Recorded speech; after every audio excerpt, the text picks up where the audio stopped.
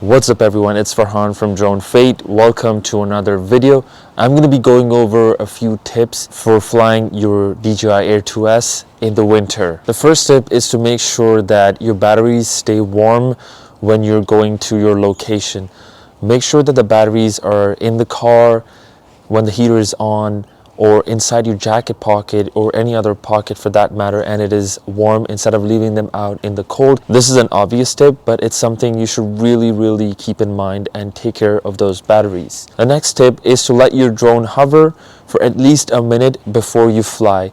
Make sure it stays there and it's all warmed up for at least a minute before you fly and do your thing. And the third tip is to use a landing pad instead of keeping it somewhere that has snow anywhere near it. You don't want moisture or anything wet getting inside of those motors and then having problems with your drone. So I suggest using a landing pad or either launching from your hand and landing using your hand. Now, in case you're flying and then it starts to snow, don't panic, just bring the drone back as soon as you can.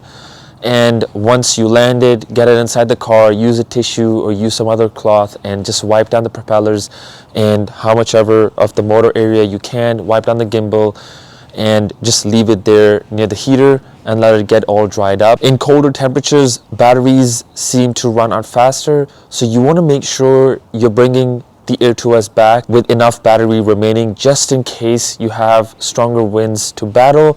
And if your drone is a little further away from you, I'd say anywhere between 30 to 40% is a good time to start thinking about bringing the drone back. As usual, if you found any value in this video, make sure you give it a thumbs up and subscribe if you haven't already. It really helps out this video and this channel. Thank you guys for watching, and I'll see you in the next one. Take care.